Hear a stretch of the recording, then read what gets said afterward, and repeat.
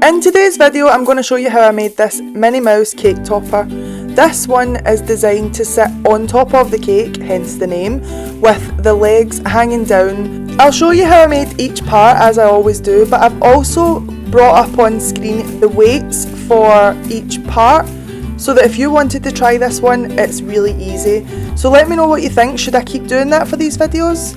Let me know in the comments, subscribe to the channel, and let's get started.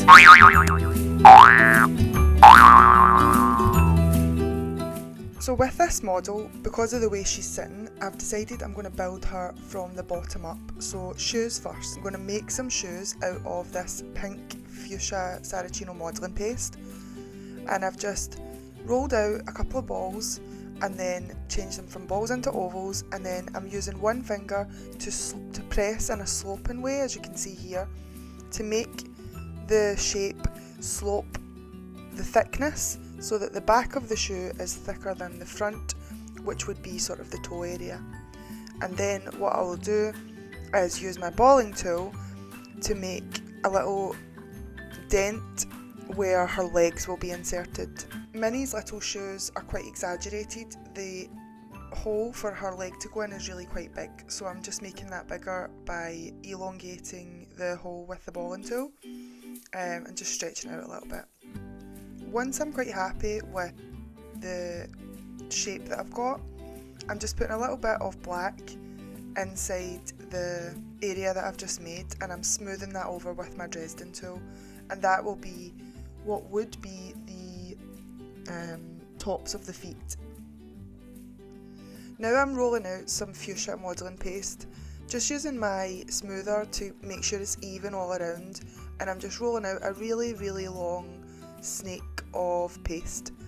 It's really thin, and this is going to be the edge of the shoe. That will make it look a little bit more like Minnie's shoe, and I'm just going to put a little bit of water to make it stick to the shoe and run the line around the outside of the area that we've just made, and I can smooth that over with my Dresden tool to make sure you can't see the seam.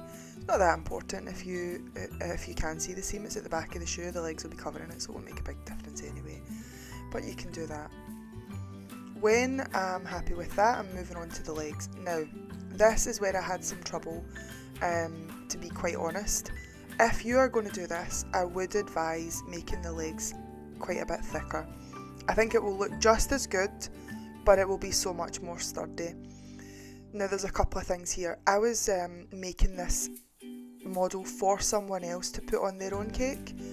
I honestly think if I was making this model and putting it directly on a cake, which is what I would have done, I wouldn't have made it and put it on a dummy, I would have just put it straight on the cake. If I was making this to put directly on a cake, I think this model would have been fine as is, because you're sticking the paste to your fondant on the cake, or your buttercream for that matter, but probably fondant would be a bit less messy. But yeah, so everything's sticking to the cake, so it's all really well supported. Whereas when I'm making this on the dummy, you can see here the legs are sort of hanging off the cake or off the dummy, and this is what we wanted. This is the model that we wanted to make, but it means that the paste is more fragile, it's not as supported, and the legs wanted to break, the shoes wanted to come off, and I had to repair it a couple of times. So yeah, if you're making this in the same way, or even just to protect you against issues like that, I would make the legs a little bit thicker, and they will be a little bit more sturdy. The other thing you can do is put a wire inside the legs if you're not going to eat the model. So anyway, back to what I'm doing. So I've just folded the legs round in a loop and sat it on top of my dummy, and then I've bent them over sort of at a right angle to make it look like she's sitting on the edge of the cake. Then I've taken some white paste, I've made quite a thick sort of circle shape, and I've just laid that across the black legs, and then I've used my Dresden tool to make the shape of what would be sort of like ruffles on her little, I think they would probably call them knickers, those little old-fashioned, they're like sort of shorts that old-fashioned women would wear under their frilly dresses. So yeah, Just use your Dresden tool to make those shapes, as you can see in the video, and then once the frills of the dress are on it, that's all that you will see, so that's the detail that you want. For the frills of the dress, I've just rolled out really thin baby pink Saracino and put it on my little foam pad. I've used a ball and tool and I've ran it across the edge of the paste. So the important thing here is to use a ball that's big enough that it's going to be half on the paste, half on the foam pad. Press quite firmly into it and run it across the edge of the paste. And as long as the ball is half on, half off, it will frill the edges. Another tip is it's best not to do this on the paste when it's really soft because it doesn't want to frill as much, and I think you probably would see the difference between the first frill that I made and the second, because the second one was a bit less warm and soft. So the next thing we're going to work on is the body. You may have seen this in the earlier shots of the video because I did make a different kind and I set it on top just to let it firm up a little bit, but I wasn't happy with the shape. So this is what we're doing. I've got, starting off with the ball as usual, and then I kind of made it into a little bit of a rounded square. I then made it more narrow towards the bottom, which will be the waist, and wider at the top, which is the shoulders. And I've rolled my finger or a tool from the narrow end up towards the top, which will sort of make it look like the breast, the bust coming out a little bit. And that's all it is. I'm not putting loads of detail into this one, it's a little cartoon, so that's all we're doing for it. I've used a ball and tool and pressed in at the top of the wider edge to give the illusion of this being a dress, because the next thing I will do is put a black piece in there, and that will be her skin, sort of like her neck and her shoulders. So I've then used my fingers to pull the shoulder parts up into a sort of point, one going towards the left, one going towards the right, and then I've just rolled out two small balls and made them look like little puff ball sleeves, and then I've put them aside to let them firm up a little bit first. So now we are on to the neck area. So we start off with a ball of black paste, and I'm just using my finger and thumb to pinch a neck out of it. So we're pinching round in a circle until we have a sort of cylinder coming out of the ball. And when I'm happy with that, I will round it, just sort of roll the piece around between my finger and thumb. When I'm happy that it's rounded enough, I will just place it on the work surface and just smooth it out with my fingers. Make it sort of a little bit sloping at the front towards the bust and a bit straighter at the back. Then once I'm happy with that, I will cut it off at the bottom as well, so we've got a really straight edge and it can go over the skewer and into the bodice. Next up, I will put on those little puff ball sleeves that I made earlier. They're much firmer now, so when I press them in to stick, they won't squash. Once they're stuck on, again just with a little bit of water, I will use my Dresden tool to make the markings of the puff balls. If you were to Google puff ball sleeves, you would see that pretty much what I'm doing now. That's sort of what you want to create, is those little creases, and it makes it a little bit more, just a little bit more interesting. Obviously we're not going for realistic, it's a cartoon, but just looks a little bit more interesting. I'm going to start on the head now. So I've got a 3cm polystyrene ball and the black modelling paste again.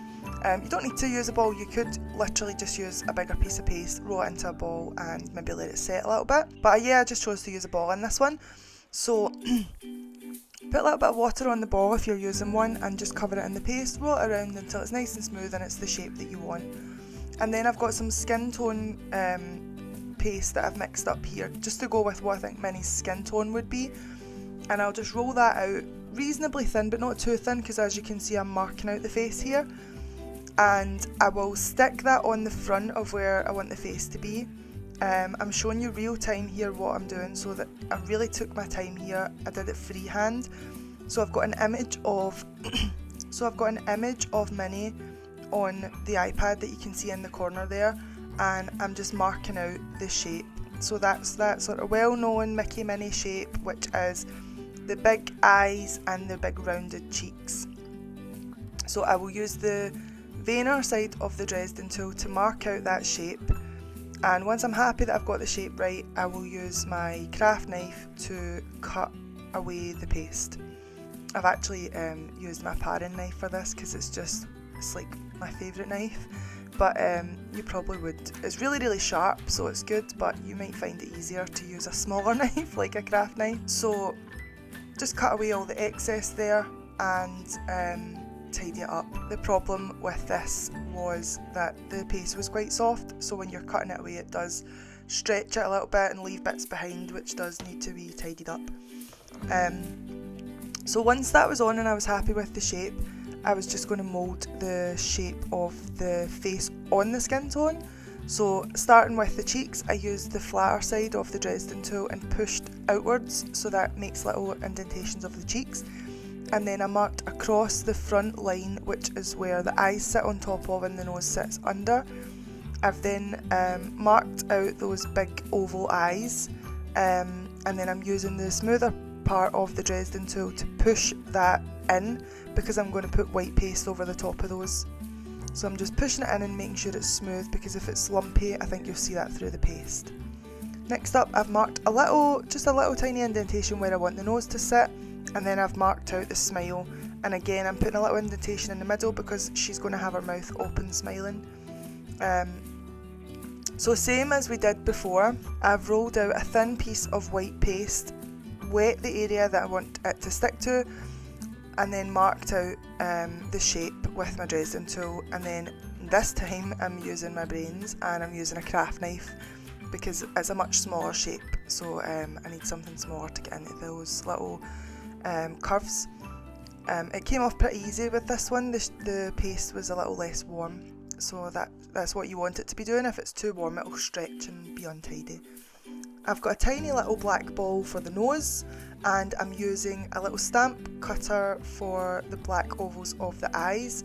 I like to do that because you want it to be the same size. It's not a sort of freehand thing. If you do it freehand, it might be just that little bit different. I suppose it doesn't matter, and you could get it pretty accurate, but it just helps out a little bit. For the mouth, I'm just filling that whole area black, so I do the same thing as I just did for the whites of the eyes, and I'm just cutting away the excess here.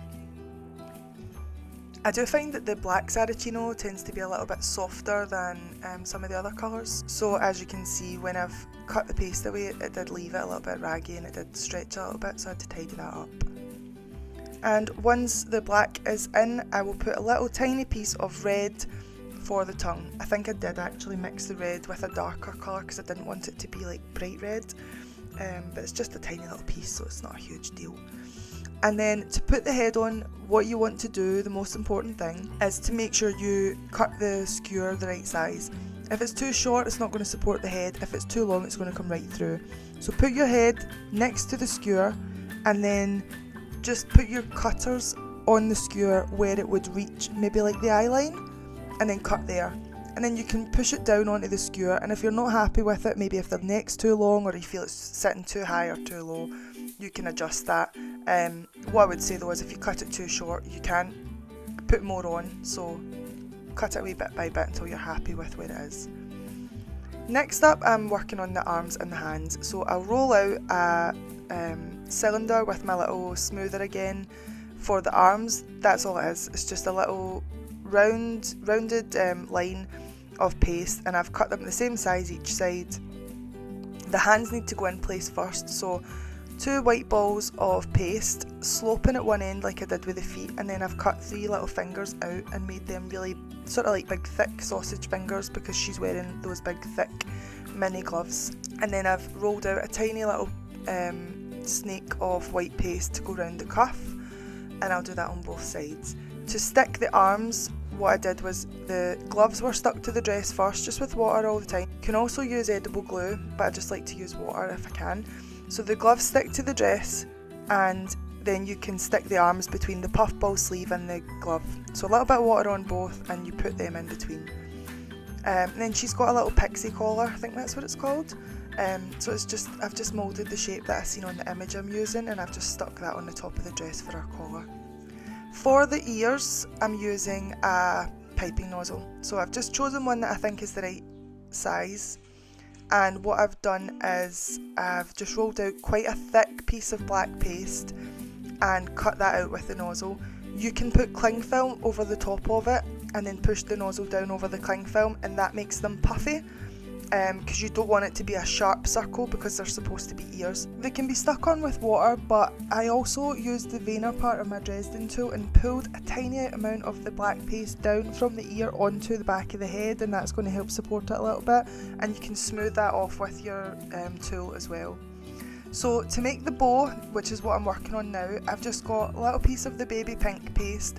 I have rolled it into a little wedge triangle and rounded it, and that will be one side of the bow. And now I'm using this Serart rubber-ended tool.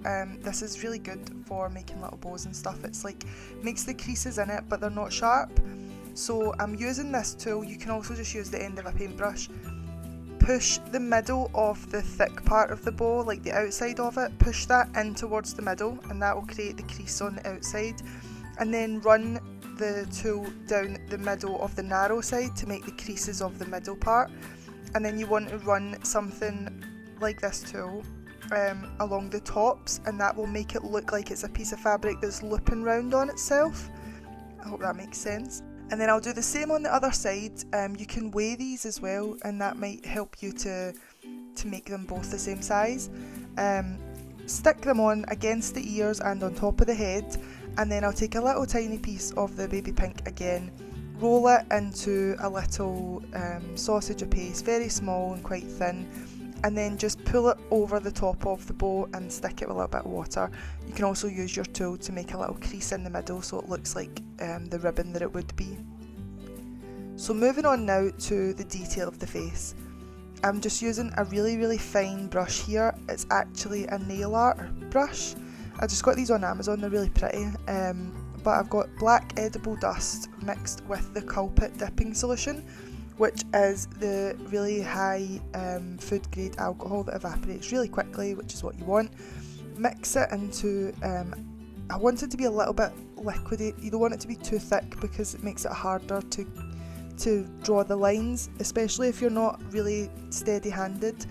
If it's a little bit thinner, what happens is the black will seep into the grooves, and then that can help you out. And then if it's too runny and it runs out of the grooves, you can just tidy it up with a little bit of water on your water brush or your paintbrush.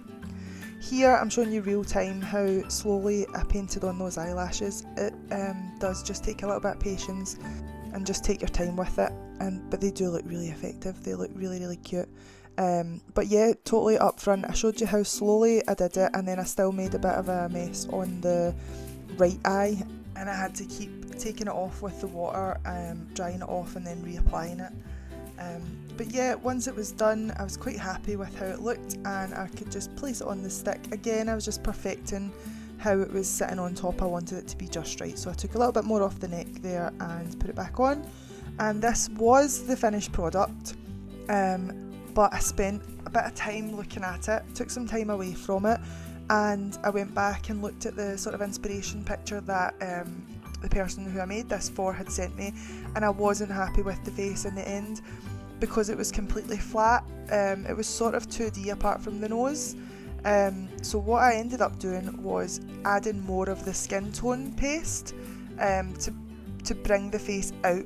So as you can see here, it's flat, and then I went back and worked on it, and as you can see now, the nose is now more rounded, coming out from the face outwards, forward. I'm not describing it very well, but basically all I've done is just add more paste bit by bit until I was happy, and I did the same at the cheeks, and here I'm showing you how I've done it on the chin, and that's all I'm doing is I'm looking at where would the face come outwards, and I've added paste there.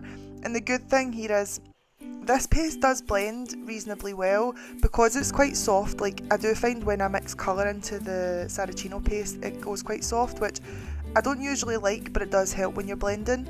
So all you do is add the paste where you want it. Water really helps to blend, and you can just use your Dresden tool or your rubber-ended tool is really good for blending too, and just smooth over it until you can't see the seam. And once I had bulked it out enough that I was happy that the face was more 3D, I added some pink dust onto the cheeks. I did put some on the bow, and I put the nose on, and this time rather than it being flat, I put the nose more like a little pebble that was pointing out upwards and outwards rather than flat against the face. and I think that was more like the photo that she sent me, because obviously I wanted to give her exactly what she was looking for. So this is now the finished product, and this is what I gave to the lovely lady who asked me to make this for her. And I was lucky enough that the lady sent me a picture of the finished cake with Minnie sitting pride of place on top. What do you think? Did it turn out how you imagined? I think it's absolutely stunning, and she done such a good job. I hope you enjoyed this video. Please subscribe to the channel and check out some more of my videos.